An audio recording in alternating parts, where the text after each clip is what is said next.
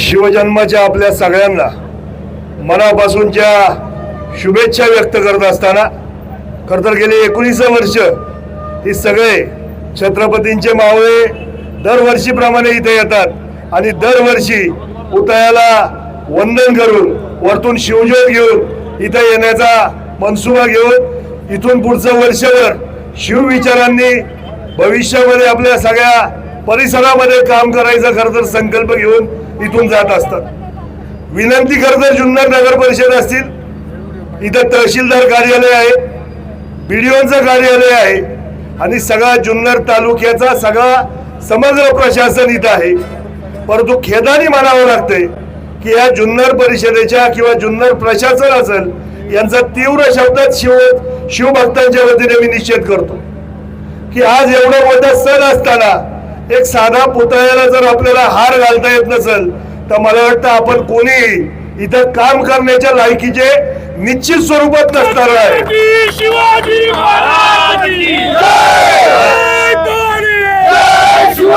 आणि जर आपल्याला कोणाला हे जमत नसेल तर निश्चित स्वरूपात आम्हाला सांगा। सर्व शिवभक्तांच्या वतीने संपूर्ण जुन्नर तालुक्यातल्या शिवभक्तांच्या वतीने इथं रोजच्या रोज हार घालण्याची व्यवस्था आम्ही निश्चित स्वरूपात करतो। फक्त एवढ्यावरच हे थांबत नाही, सकाळी 10 वाजता जेव्हा पालखी खालगारावरून खाली येते त्यानंतर तिला कुलूप लावलं जाते। कसली घाई आहे प्रशासनाला? जर हे करणार नसाल तर मला वाटतं याच्यावर निश्चित स्वरूपात काहीतरी निर्णय घेऊन शिवभक्तांच्या वतीने मी तुम्हाला जाहीर सूचना देतो। जाहीर तुम्हाला एक गोष्ट सांगू इच्छितो, तुमच्या ज्यांनी होणार नसेल तर तुमची पद सोडून द्या।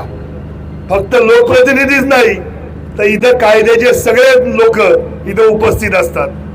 जुन्नर हे तुमचं तालुक्याचं गाव आहे, तालुक्याचं ठिकाण आहे आणि असं असताना सुद्धा जर हे जाणीवपूर्वक प्रशासन करतंय की काय याची नोंद आपल्याला सगळ्यांना घ्यावी लागेल आणि इथून पुढच्या काळामध्ये जर सुधारणा झाली नाही तर मग मात्र तीव्र स्वरूपाचं आंदोलन ज्याला ज्या भाषेत कळेल त्या भाषेतलं आंदोलन निश्चित स्वरूपात आपल्याला करावं लागेल। आज शिवजयंतीच्या मुहूर्तावर आपल्याला एवढंच सांगू इच्छितो, मनापासून शिवजयंतीच्या आपल्याला सगळ्यांना शुभेच्छा देत असताना नारायणगाव नगरीमध्ये संध्याकाळी बानगुडे पाटलांचं व्याख्यान आयोजित आपण केलेलं आहे। खरं तर शिवविचार हे सातत्याने दरवर्षी वेगवेगळ्या पद्धतीने आज आपल्या तरुणांवर हे शिवविचार आपण बानगुडे सर आपल्याला देणार आहेत आणि निश्चित स्वरूपात त्या कार्यक्रमाला आपण आवर्जून उपस्थित राहावं। त्याचबरोबर संध्याकाळी मिरवणुकीमध्ये युद्धकलेचं ज्यांनी प्रशिक्षण घेतलंय आपल्या नारायणगाव परिसरातल्या मुलांनी त्यांच्या मार्फत युद्धकलेचं प्रशिक्षणाचं देखील तिथं आपल्याला 16 या कार्यक्रमाच्या निमित्ताने आपण करणार आहोत। आपण सगळ्यांनी उपस्थित राहावं आणि मला वाटतं अधिकचा वेळ न घेता आपण सगळेजण उपस्थित झालात मनापासूनचे सगळ्यांचे आभार व्यक्त करतो। त्याचबरोबर आता शिववंदना घेऊन इथल्या कार्यक्रमाची समाप्ती करूया। थांबतो। जय हिंद, जय महाराष्ट्र, जय शिवराय।